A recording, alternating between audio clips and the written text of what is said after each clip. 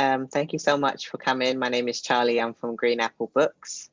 And thanks for joining us tonight for our event with Phoebe Gloeckner and Shira Spector. We're celebrating Spector's graphic memoir, Red Rock Baby Candy. I would like to start off with some upcoming events. Next month on Thursday, April 8th at 5 p.m., Green Apple will be joined by Julie Delgado Lapero and Gabriela Garcia for Garcia's novel of Women and Salt as part of San Francisco's Litquakes Epicenter series. And on Wednesday, April 14th at 6 p.m., R.O. Kwon and Melissa Febos will be in discussion of Febos' newest book, Girlhood. I hope everyone can get a chance to tune in. Please buy books from us. It helps out our store and helps us continue to put on events like this. It supports the authors who put their heart into these books, and you get a new book out of it. Books are always available for purchase in-store or on our website. I would like to encourage our audience today to use the Q&A, which is at the bottom of the screen. You can type the questions as you think of them during the hour, and the authors will answer them at the end. And to introduce our authors now, Phoebe Gloeckner is a graphic novelist. Her book, The Diary of a Teenage Girl, was praised as one of the most brutally honest, shocking, tender, beautiful portrayals of growing up female in America. Cartoonist R. Crumb called her story Minnie's Third Love, published in A Child's Life and Other Stories, one of the comic book masterpieces of all time. Her books have been published in multiple languages, and her artwork has been exhibited in galleries and museums across the United States and Europe. She is a professor at the University of Michigan Stamp School of Art and Design. Welcome, Phoebe. Thank you, Charlie. And of course, Shira Spector is a Jewish Canadian lesbian cartoonist who earned a BFA in Fibers with distinction from Concordia University in Montreal. Her work has been widely anthologized and exhibited in Toronto, where she is transplanted with her wife and son and a succession of rescue dogs. That's awesome. Shira draws inspiration from theatricality in all its forms, whether found in nature or the best parts of aqua musicals. Believing that play and poetry are not luxuries, and that opportunities to embrace the fantastical belong to daily living. She accepts defying the mundane as her personal mission in life. She is the recipient of multiple grants from Canada Council for the Arts, Ontario Arts Council, Toronto Arts Council, as well as a Fund the Change and a Sustainable Arts Foundation Award. Her debut graphic memoir, Red Rock Baby Candy, is the reason we are here tonight. Please join me in welcoming Phoebe Gloeckner and Shira Spector. Over to you both. Thank you. Thank you, Charlie. So Shira, you're going to do a reading, introduce your book and do a reading. I am. All right. So Red Rock Baby Candy is my debut graphic memoir, and it's about a 10-year struggle that I've gone through of struggling to get pregnant and ending up with an ectopic pregnancy, which is a kind of miscarriage, and then how that intersected with my father's terminal cancer diagnosis and then his eventual death.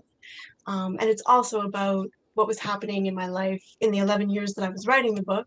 So it also explores queer co-parenting my non-biological child with my partner, and that child growing up to be a person of their own with their own sexuality and their own gender identity, and experiencing that really helped me reflect on my own coming of age and my own coming out and my grappling with those things as well.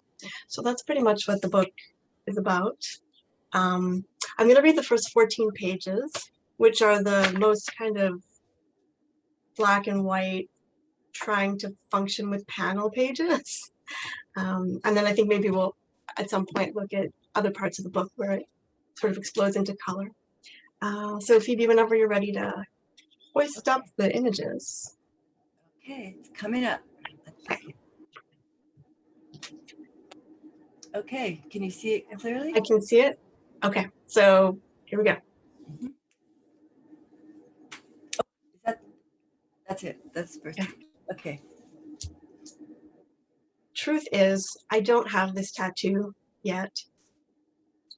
When someone dies, your first job is to understand. Etched into your skin is a loss that is permanent and irreversible. This understanding comes in waves, in the form of a pain that is physical. It helps to focus on detail. I take comfort in the minutiae dresses provide. My father died just when spring was swinging open like a gate. There is a whole wall of tiny flowers that have no name. They grow wild in the backyards of my childhood. They smell like the last day of school. Every day when I walk past them, they slap me in the face with their beauty. His absence is impossible. I walk around devising ways of tricking myself into thinking that he's not really gone. I imagine he is walking beside me, inhaling summer and singing show tunes. June is busting out all over. Look around, look around. Loss hums in your ear like an easy listening station. I feel like he's dropped me off at a birthday party on his way to somewhere else. He'll be back, I'm sure, with the station wagon. And then I remember, I'm 41, not 14. I got to this party on my own. That car is long past sheet metal. Maybe it's a can opener now, or a shelf bracket.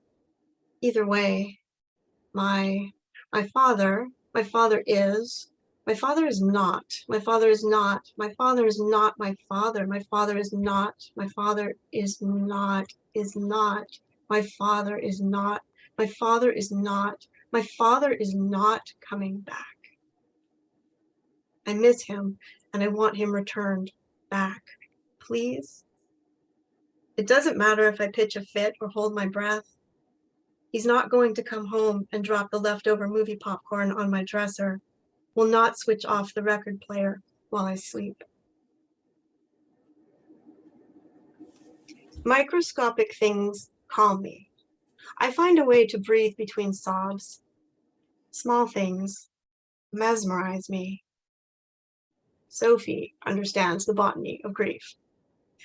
When I worry that I'm turning into a valley girl, for sure, only Canadian and low income, she asks me, what's wrong with valley girls?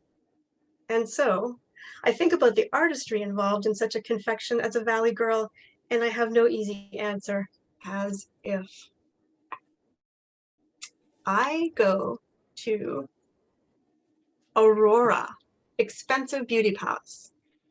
Theory, cream of concept, soap with cope with soap, puff, poof, poppies.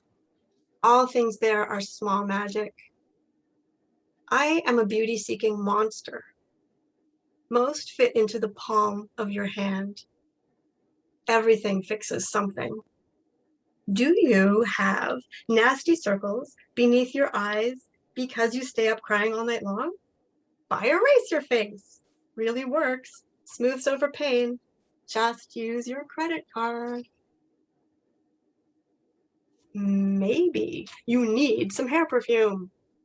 Essence of hot pink sugar. Honey, oh honey, caramel and vanilla. You can walk around your office smelling like Midway cotton candy. I stayed up all night covering a bra with fabric flowers. Every detail, each small and smaller flower. Every detail matters. Each small and smaller flower. The back of my neck is sticky with the scent of burnt sugar, strawberries, candy corn, creme brulee, fight sadness all day long.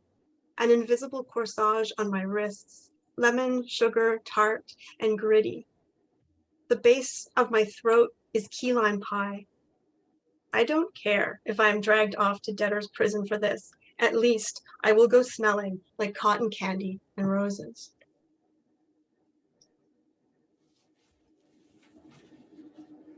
Potions are available that stain your lips and cheeks the color of crushed pomegranate, a handful of warm raspberries, the blood of cherries. They don't come off with kisses.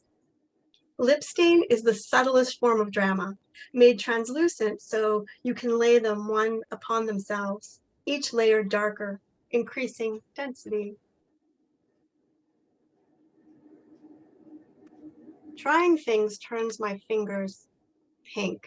My cheeks look suspicious, as if I've run a long way. My mouth tastes like roses. I watch my lips quietly transition like a Polaroid photo and contemplate how they behave in concert with my rose-colored glasses. I am as precious as a painting at the Louvre now. Death is possible at any time. My body is a cut glass vase I found at the back of the cupboard. I am washing the dust off in sunlight.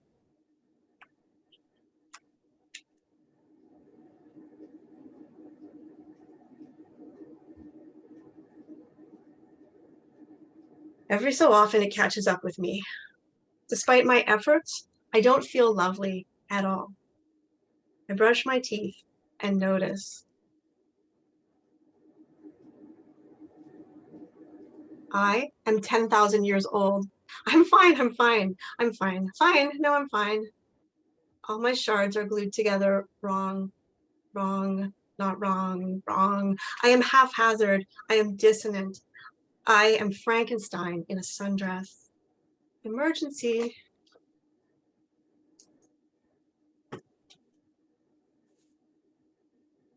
Lipstick protects me, shaped like bullets for a reason. The dresses come to me to kill the pain. Narcotic and sweet as candy hearts, they offer me their vintage arms, swirling with polyester flowers, conceived years before I was. They are all immune to death. Dresses have their voices. Some sing, some whisper. They shout, I am a flower that does not pollinate, but bees love me anyway. Ada Mary Kashetsky, nobody wore her dresses wilder. These velvet flowers, these roses, are all Braille. Translate their names into smoke signals. They are radio waves, dispatches from a distant time. Each detail taps out in Morse code.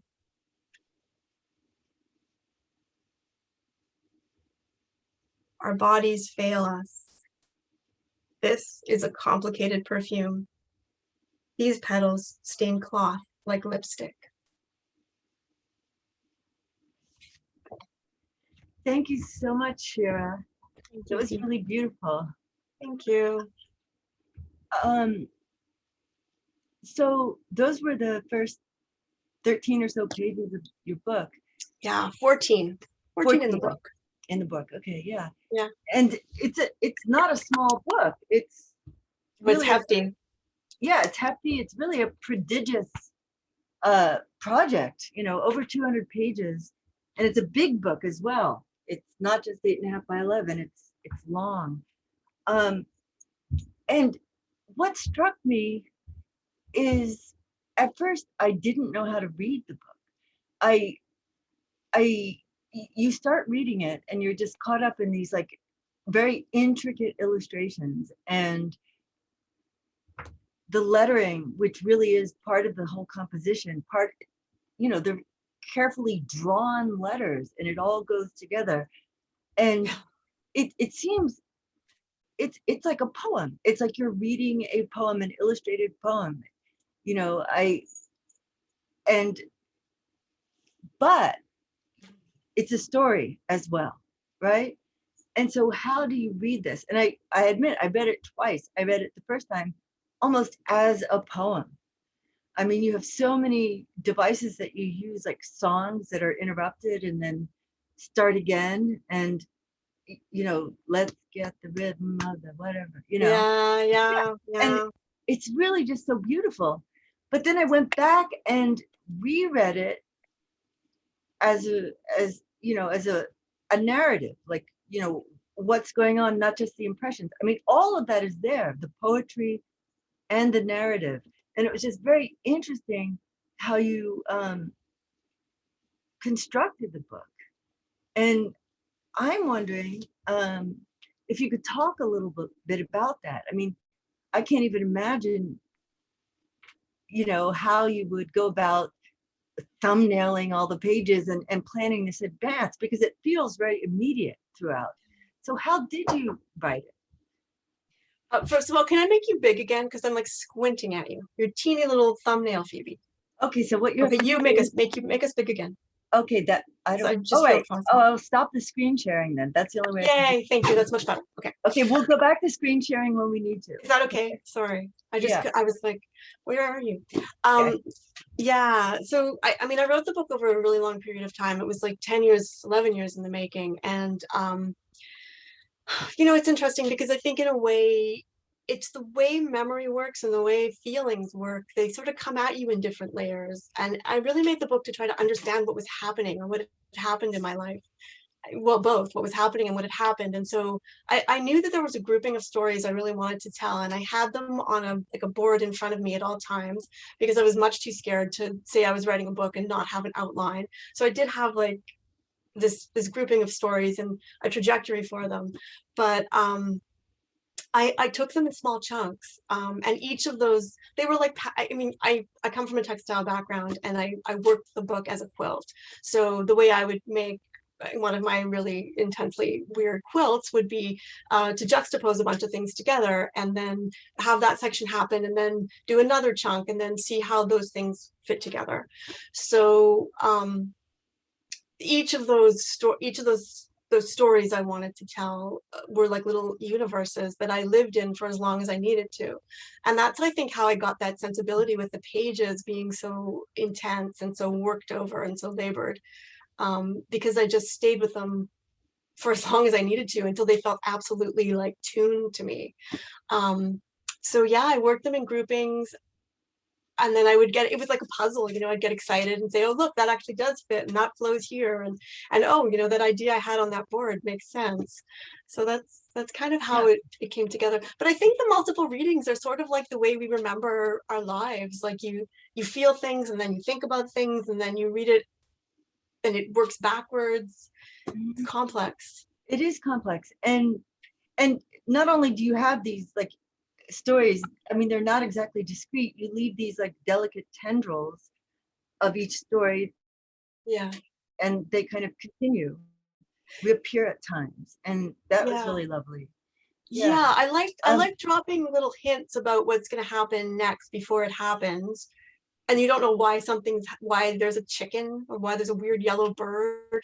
And then that's the bird that bird. Okay. So talking about the part where my dad dies, am I allowed to do spoilers? I guess I am. Anyway, Yeah, my dad dies in the book.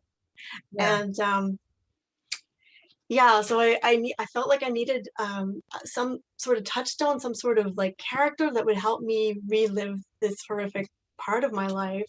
And I created that yellow bird from a toy that was always in my life as an adult, as like a leader through this thing. And then yeah, so I like how it's possible to sort of drop an image at the beginning of a story and then later on, 3 or 4 pages later, you're like, oh, that's the death chicken, of course. Of course. Of course it is. What else would it be? Right. And okay, so you mentioned quilts. So I've got a few images of your quilts and I'd love to show those. Yeah. But before I do that, I just want to say that, okay, this book really is about loss. It's about death. It's about the promise of new life, and about this thing you call barrenness. But I kind of refuse to believe that barrenness is an absence of life. It isn't. But so you have all these things which are,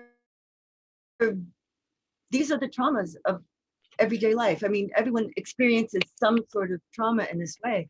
But yet, even though these things are so persistent throughout the book, these painful things, there's so much beauty in the book and so much playfulness that you can't help but feel kind of happy while at the same time responding with some empathy and a feeling of grief of your own, reading it. And so it's really just a lovely experience to I just wanted to say that. Anyway, Thank you. yeah, but I didn't want to miss that. I didn't want, because that's not how I experience things. I mean, I have very little middle ground in how I experience my life. Everything's really like intense. I do a lot of feeling. But there's this ribbon of joy in my life at all times, and this, you know, the deliciousness of living inside of my body and my senses and the people that I love, and you know, having the privilege of raising a child as I was longing for another child and a sibling for that child. There's just so much joy in there. It just wouldn't have been right and true to not sort of find a way to have everything happen at the same time. I think, I mean, you know, I think it's a little bit like what I used to do in art school. I had this one teacher who was always telling me to try to stop putting everything into one piece. So I think, you know, it's my first book, and I think there's a lot of like, I got to get it all in there. Like, everything is everything, right? And it has to all be there. And I think in this case, and what is true to this story, it did all need to be there. But I think there is a little bit of that desire to like not leave anything out, not to, I wanted people to know what it felt like, what all of this felt like, you know, the desire and the wanting and the joy and the horror and the pain and kind of this obsessiveness too, that this whole process kind of encourages. Yeah. I had like a compulsive need to make this work. I couldn't have not made it. I had to do it.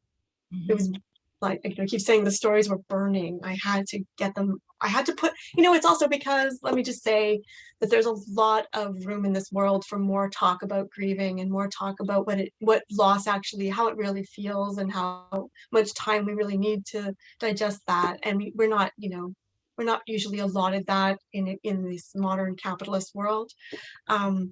So, and also for me, just the experience of infertility was so shocking because there was so much quiet around it. I couldn't believe what a pervasive experience it was that was not discussed. I mean, it's only when you start telling people that they'll say, oh yeah, that happened to me. That happened to me multiple times. That happened to people in my family. And I was like, well, if it's so freaking common, like it's as common as birth, why aren't we allowed to talk about it? And so, of course, you understand this. I just go right for those things. I'm like, why aren't we supposed to talk about it? I think I have something to say. Yeah, and what is the answer to that? I mean, it almost feels like something shameful to talk about at times, like, oh, you're not a woman if you're not being able to reproduce, and which is bullshit. I mean, how many men are infertile and they don't even know it? I mean, absolutely. You know, and to be sorry, I'm interrupting you. No, go on. No, you go on.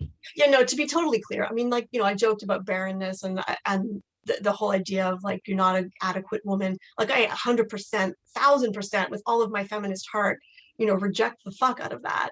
But at the same time, yeah, you feel, I mean, it's when you want, I'm so fascinated by creation. I wanted that experience, and you know, and that kind of fullness. It was really, you know, and I guess it's just a bit about privilege too. Like, you don't always get what the hell you want. It doesn't matter how hard you try or how good you are.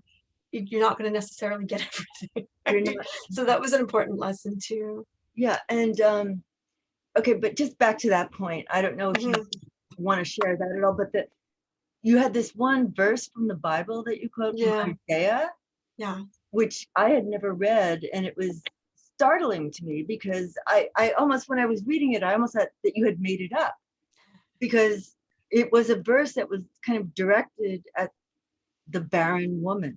And it was saying that you will multiply, you will, but it was, I mean, you could only imagine that this was multiplication in other ways. It wasn't reproduction, never necessarily. But it just really like fit so beautifully with the book, and it was such a like an uplifting little verse that it was just wonderful that you put it in there.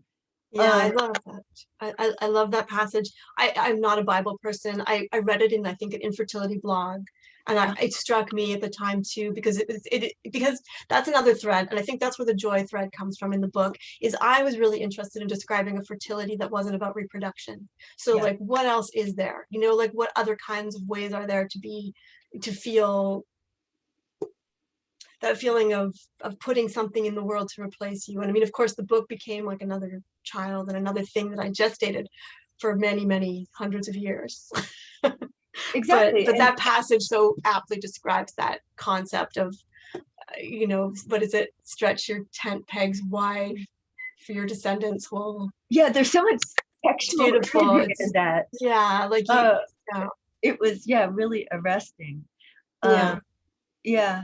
And I put it in underwear, right? Like I made it into, like I integrated the text into. Should I show that page? Yeah, maybe you should show it. And then become big again, because I hate small thumbnail Okay, Phoebe. I will. I don't hate thumbnail Phoebe. I just find it hard to talk to thumbnail Phoebe. I know, but can you tell me, it's right near the end, right? Oh, sorry. I could show it maybe. I've got it on the PDF, but yeah. Well, we're not very organized here. Wait, is it? I'm looking. Oh yeah, here it is. This one, right? You. Yeah. You can maybe just hold it up to the screen. No, I'll just. Oh, you can find it? Okay. I'll come back to the right size. Hang on. Okay.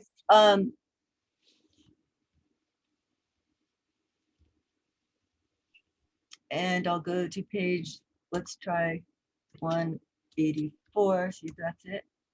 Almost, right? Is it afterwards or before? Before, I believe. Right, because these pages. Wrong. Oh, you're getting a little tour of the book anyway. Here we go. There it is. Yay. Okay. And maybe, grieving in fuchsia. Yeah. Okay, so if you guys can like look at the whole composition, I'm going to zoom in a little bit just so you can read along if you want. You want to read that? Oh my God. Okay. Sing, O barren one, who did not bear, burst into song and shout, you who have not borne in labor. For the children of the desolate woman will be more than the children of her that is married, says the Lord. Enlarge the site of your tent and let the curtains of your habitations be stretched out. Do not hold back. Lengthen your cords and strengthen your stakes, for you will spread to the right and to the left, and your descendants will settle the desolate towns. Yeah. Amazing. I'm glad I could read that. I was like, oh no, I don't know if I can read the underwear. But yeah, so I turned that into this sort of meditation on lipstick and underwear. And it kind of reflects the whole book in a large way. Yeah. And the whole sing, burst into song and shout, like make some noise, as Barbara Streisand would say. Make some noise. Okay, so now I'm going to share some of your quilts. This is old work. Okay, this is old work, guys. Yeah. So here we go. And you want me to let you describe? Oh, sure. I just want to say that these are all different sizes. This one is very small, 8.5 by 11, and there's a detail on the next slide. Sure. So yeah, this one is the subsequent. Want to show the detail? Yeah. Okay. Sure. So this is a piece that I did way back, and actually it's student work. You're never supposed to show student work, but I really love this piece. So that's my partner at the time and I kissing in the window, and that is my grandmother when she was approximately the same age as me in that photo. I never got to come out to my dad's mom. She died just as I was coming out, and so the pole that she's holding says, "When you were my age, you fell in love," and that's there's a whole text that I wrote outside of the window coming out to her, essentially. So yeah, so there I was in art school, really interested in figurative work and photography and cartooning mixed together, but I was doing it all in fabric. And in this piece you can really see the detailing in the embroidery on her dress. Right, so you've kind of, she's almost embossed. She looks three-dimensional. She's quilted. Quilted. Yeah. And this is like, I think, the beginning of me figuring out that I could use my art to talk to people who were dead. That, it resolved it for me. I was like, well, here you go, Bobby Jenny. I think it even says I'm a dyke, Bobby Jenny, in it. She looks like she accepts that. I think she's fine with it. Yeah, I think so. Yeah. And then this is more work with ancestors. This is a piece, a very small detail from a chuppah, which is a Jewish wedding canopy that I made for very good friends of mine, Sarah and Emily, when they got married. And it's about 6 feet by 6 feet. It's made of printed painted silk. And here I'm starting to, I mean, again, I'm working with a photo of Sarah's ancestor and a story that she told me. And I've worked in poetry by Anna Margolin, inside of the patterning behind the figure, which I do a lot in Red Rock Baby Candy. So that's the sort of the beginning of me noticing that text also has a beautiful way of blending with that. It's the same sort of patterning. It's like it could be wallpaper, it could be botany. Right, and it creates a tone. Yeah, yeah. Part of the image, and you do that masterfully, I must say. Yeah, and okay, this one. Yeah, so that was I guess I've always been really interested in working with images that would appeal to children, and that was just like a fun piece that I did where I was experimenting with just sort of made up creatures and a pink elephant and a rocket ship. I'm starting to work with translucency a lot here, where I'm layering like fabrics that are sheer on top of painted fabric, and I'm working still with photo transfer, so the mouths are all photo transferred from magazines. So yeah, that piece is interesting to me because I think I'm starting to get a feeling for layering. Mm-hmm. Yeah. And then the next one, this is called Everyone Was Watching the Klezmer Band, and it was in the Bag Street Synagogue in Montreal, which is a really, really old synagogue. There was this wondrous day in 1997 where Klezmer band, and I'm sorry I don't remember the name of them, came and played in the synagogue, and it was all these like wonderful eclectic mixes of people, and I remember just looking up into these really ancient balconies, and this collection of people were there, just everybody so enthralled with the music. And so this is a piece on, it's painted silk and it's reverse applique. I've worked some antique fabrics into it, but so this is a pretty clear example of me messing around with cartoons on fabric. I feel that there's some really strong intersection between fabric and comics, and I keep trying to bring comics to fabric, and now I'm bringing fabric to comics, and apparently this is the language I am so desperate to speak. So yeah, that was an early example. Yeah, so I just had a question because yeah, I was wondering, okay. Yeah, how high the relief is on this, because if I'm looking at this, it looks like her butt is really sticking out. The woman who's sitting on the edge, is that sticking out more than the rest, so that comes forward? I think I stuffed her butt. This is only half of the work, actually. I should say it's pretty long. I don't remember what I think it's like 4 feet by 6 feet kind of thing. Yeah. I stuffed her butt a little bit. I love her butt. It's my favorite part, the way it's just sitting on that rail. It really has a sense of weight to it. I love it. And then some of the people are people in my life. Like that's my dad. The guy in the green looks to me like my father. Oh, He just sort of ended up there. And then the rest of them felt like ghosts. Like it felt like while I was in that situation, there were real people and there were definitely ghosts watching as well. So there they all are. Great. Okay, I'll stop this so I can. Okay. Large. Can you see me? I can. Thank you. What a relief. Okay, good. All right. So one day you woke up and thought, gee, I don't want to do another quilt today. I'm going to start drawing on paper and maybe I'll make a story. Quilting and textile work are so labor intensive. The way I was working was really dependent on studio time. I was studying a lot of silk screening, and I would draw and then put my silk screen work onto fabric and then interface with it afterwards. So I lost access to all that equipment as soon as school was over, and then went through a series of years where I didn't really make much work. And then when I was interested in doing work again, I had a little kid, and I had to figure out a way to work that was containable. We didn't have much space. We don't live in a big house. We live in an apartment. So I ended up having to devise methods to work that were easy to pick up and put down, like sewing, but also just like not expensive and storable and manageable. So I stopped worrying so much about getting my comics onto fabric and just started working with paper. But then I was like, why not treat paper like fabric? No reason. You know, that's where the collage all sort of came out of too. And another question I was wondering about, okay, in the last few years, I've seen a handful of women in their, fifth decade doing their first comics. Yeah. And and it's so exciting because the work is so good. It feels like stuff that has kind of simmered and percolated for a long time. And then just like, whew, there it is. And it feels so fresh. Like you, Emile Ferris, and someone else, I can't remember.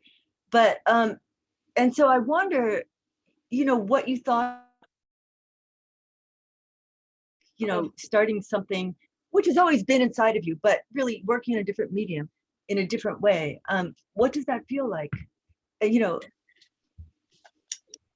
It felt like a progression. I felt like, I mean, I'm an artist. I'm just always an artist. I'm always trying. I try to figure out what the story demands of me, and what I'm always like listening in this weird mystical way to like, what does the story want? If it wants me to put, underwear in the book, then I will put underwear in the book, like real underwear. I did do that. You did. But you have a totally different audience, right? You're reaching a larger audience. I'm sure you will. Oh, how does that feel? That feels freaking great. Right. It's like you're almost like a new person, Yeah. And sorry, it feels so teenage. I feel so young again. Like even the word debut is so thrilling at 52. I'm like, I'm a debut. It's great. Debutante. Yeah, I feel all fresh and young. But it's also like, I was doing the work anyway, whether or not anybody knew I was doing the work. And I will continue to do the work, whether or not anybody ever knows again that I'm doing any work. It's just sort of like, it felt like, I mean, you know this, right? It just feels like breathing. It's what you do. Right. But I love it. I love it that people can hear me. And I love having access to other artists and cartoonists. Like, I love it that I get to interface with your brain. It's everything to me. It's amazing. And it feels less lonely too, because it's a very strange affliction to, sit at your desk and make this kind of work. And yeah, I think cartoonists, I mean, I think it's such in a way, it's not like painting. I mean, painters will work for a number of years or even less. And at the end, they'll have a gallery show. They're creating a body of work for this particular thing. And I mean, there are a lot of cartoonists who spit stuff out regularly and work very quickly.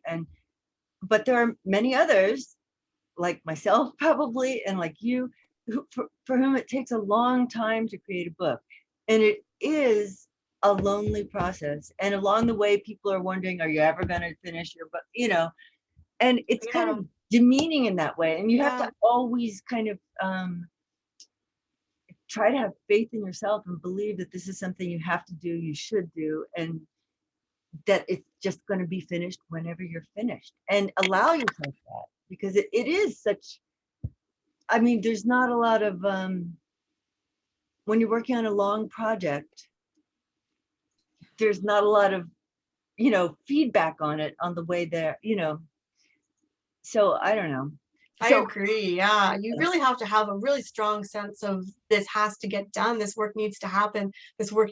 I mean, there's done. Right. Yeah, it has to. Like, and I always wonder, like, what is that thing? It is a desire to communicate. I think that's why.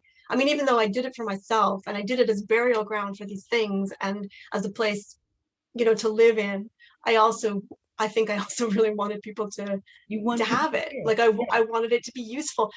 I wanted it to not just sit there on its ass in a museum. Yeah, you wanted it to live.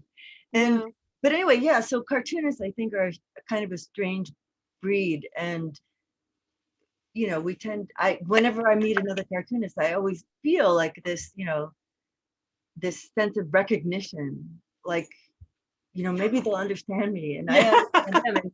And, so it feels really good. Yeah. And, so anyway, I was so happy to meet you.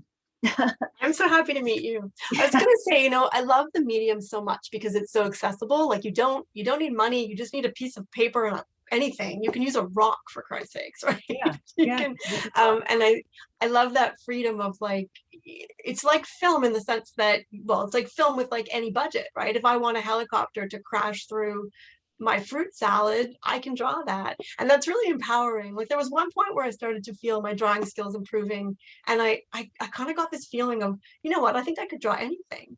And that's a little kid feeling, right? Like It's a I great could feeling. draw anything. Like, don't you love that? And you, look at you with your like, you have such a beautiful range of like styles. And No, but seriously, I remember at one point, you know, it was Diary of a Teenage Girl, I guess. There was a scene that took place in a car. yeah, And I was like, I don't draw cars. yeah, You know, cars are hard. look, if you don't draw cars, then you can't draw a street. And if you can't draw the interior of a car, you can't draw this conversation. So I said, okay, fuck, I'm going to learn to draw cars. I'm going to go sit in my car. I'm going to start drawing it. I'm going to go look at other cars. I'm going to look at pictures of cars. And finally, I started drawing cars and I realized I really like to draw cars.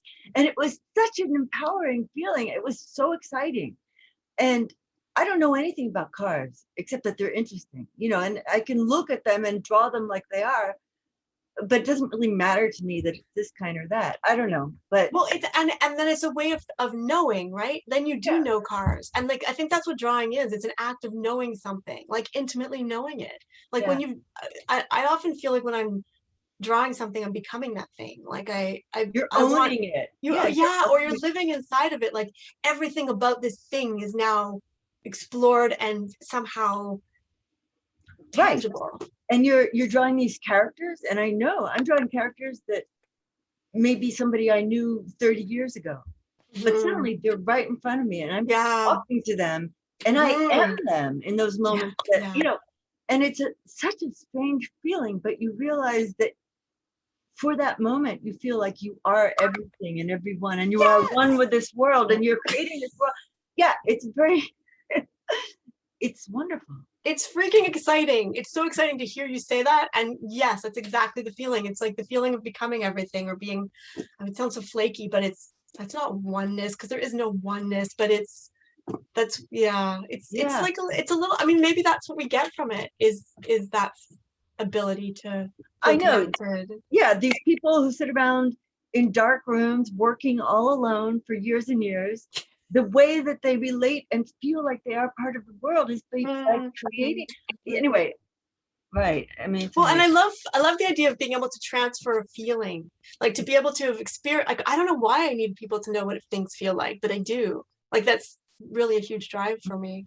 Well, they need it too. I mean, that's I guess. what art does. I guess it's our job to feel things, to make those feelings tangible and to communicate them, because a lot of the things that you're talking about are things that, like if I say, oh, I had a miscarriage and this and that, people are like, oh, that's very sad. Yeah. But you're not feeling what I'm feeling. If that were me, you know, it just kind of works. You know what? It interrupts people's ability to be sleeping. I mean, or to just like have this sort of knee-jerk reaction to whatever it is you're saying with the appropriate response that is canned and not really felt, right? I think it interrupts that and makes people like stop and maybe experience things. And not that other people don't experience life, but no, but I'm trying to figure out what are we doing this for? Why do we do this? Well, we have to do it, and we have to. Yeah, I think it's very art is a useful thing in the world. It's a public service. Yes. Whether you do it for that reason or not, I mean, it changes life. Okay, wait. There's enough. I don't know how much longer we have to talk. Hardly any time. I know. I feel like I was going to ask you something else. It was on the. Do you want to look at your notes? You can look if you want. Yeah, but it was something that came up with. Okay. Okay. You mentioned to me. This question isn't even that important, maybe, but you mentioned to me when we were talking yesterday a little bit that you got to work with this designer at Vanagraphics. Yeah, Chelsea Wirtz. What's that? Her name is Chelsea Wirtz. Chelsea Wirtz. Okay. Hi, Chelsea. Hi, Chelsea. I also, can I just add right here, I want to say happy birthday to comics historian Bill Cardellopoulos. It is his birthday right now. Oh, so, how exciting. Happy birthday. Happy birthday, Bill. Yay. Okay. and thank you, Chelsea. Okay, so what was that like? Okay, because really, I mean, all your pages are pre-designed. I mean, you've designed your pages. So when you're working with her, what what are you working on? Is it the like ancillary parts of the book, like the title page and getting stuff, the cover? I mean, what Yeah. was that process? Yeah. Well, first of all, everybody at Fantagraphics was freaking amazing. Christina Wang also helped. She managed production, and so that was really an incredible process. Chelsea was incredible, and I'd never done any of this before, and I didn't really think about, like, I never thought of a cover. I was like, I don't know, what will the cover be? What will they make the cover? And then it sort of became apparent that maybe I had to be part of that process, and Chelsea just really like helped lead me through that. Gary put us together, and she came up with the idea of a uterus shape and a fallopian tube, and as like a structure, and it sort of you can see that so it's a giant uterus. So that was all Chelsea, and I responded to her design prompt, and we worked together that way. And I never would have come up with this beautiful cover without her input. So that was phenomenal. And then the interior pages. Yeah, another eye. Yeah, Gary and Yeah, Chelsea and I worked out the interiors, and Gary was pretty strongly instrumental in figuring out with me the page breaks. Like we needed and originally, like the end papers. yes, like yeah, the end papers, I drew those. Yeah, again, Chelsea had this idea of a grid, almost like wallpaper, and then I sort of rifted. That's not a word. I improvised with that and came up with the pink bees and the baby candy were kicking around. Oh yeah, it's great. I just love it. And there is so much in this book. If we had more time, I would like point out some of the spreads that were my favorite, but I think we don't. I think we have, am I right, Charlie? It's question time, right? So, but I encourage everyone to read this book, to buy this book from Green Apple, of course. Yeah. And it's great. And thank you, Shira. Thank you. Thank you, Phoebe. Hi, Charlie. Yeah. That went fast, right? Yeah, that was awesome. And actually you have about 3 more minutes, but we can definitely go into questions now. Well, do we have questions? Are there questions? Yeah. Yeah, so I definitely want to encourage the audience once again to, if you have questions, please put them in the Q&A at the bottom of the screen. To start us off, I'd love to ask this question to you, Shira. What was your favorite part, if any, or if if that's even possible, of creating this work? Oh, I thought you were going to say what was my favorite part of the book. I love teaching myself how to do everything. I didn't know if I could write a book, and I did. And I love that my drawing got stronger and more articulate. I love breaking a bunch of rules and that working out. And what I found out when I took risks. I mean, risk taking is a thing. Sometimes it doesn't go well, and you have to be prepared to, sometimes it's not also glorious to take a risk and fall on your face and scrape off all your knees. But I that was really fun to and to play with the idea of the grid, and to play with the musicality of comics.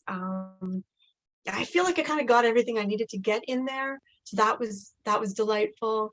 It was a joy to be with this book for so long. It was, it really was like a house around me, and I lived in it.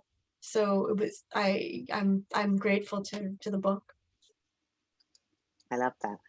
So we do have a couple of questions which 2 people are asking, do you have ideas for your next book? I always have ideas. Yes, it's very, very murky right now, but I'm very interested in because I want to solve the problems of my life, and my next big problem to solve is anxiety. So a lot of people struggle with that now, for sure. But I'm looking at anxiety through a lens of Jewishness and gender, and then that seems to bringing up my mother, who is intricately connected to anxiety and Jewishness and gender. So I'm starting to really grapple with that stuff, and I'm really interested in furthering a lot of the techniques that I've started to use and the language I've created of this book but also there's tweaking I need to do and things I've learned about how to tell stories. And I'm excited to apply that to the next work. Nice. So somebody has asked, Esther has asked, could you show the page about stage 4 cancer, Oh, that's my mother. Esther's my mother. Which demonstrates how you broke frame. If you tell me what page it is. It's so in the book it's page 117. I don't know. It's this one, Phoebe. 117. Let me find it. But it's probably different on your PDF. It comes in the second, just at the beginning of the second section. Okay, 117. Sorry, bluefish, the bluefish section. When you see bluefish, it's the page right after that. Oh yeah, so a little bit back, I think. Okay. Let me get it. Yeah, go back.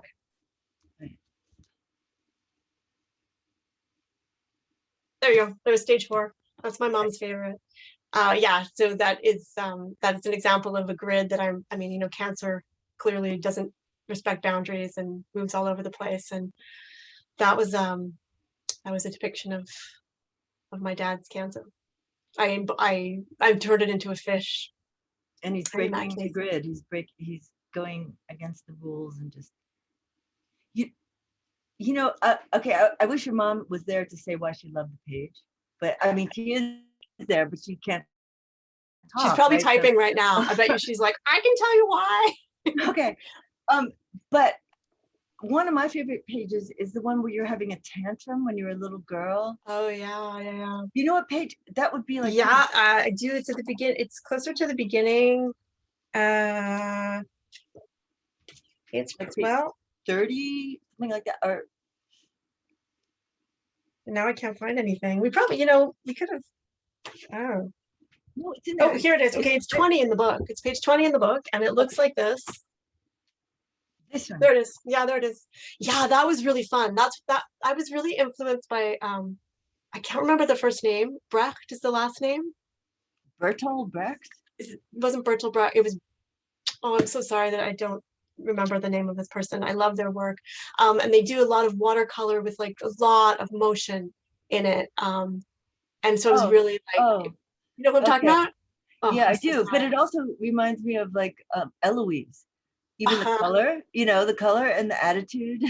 I mean, but I can see how it reminds you of Brecht. I think I know what you're talking about. You know who I'm talking about? His work is gorgeous. It's just everybody should go. I wish I had his first name. I'm so sorry. Or it could even look like Duchamp, nude descending a staircase or something. Yeah. 5-year-old descending their birthday party. Right. Sure. No, but it's just so I mean, it's this kid having a temper tantrum at their birthday party.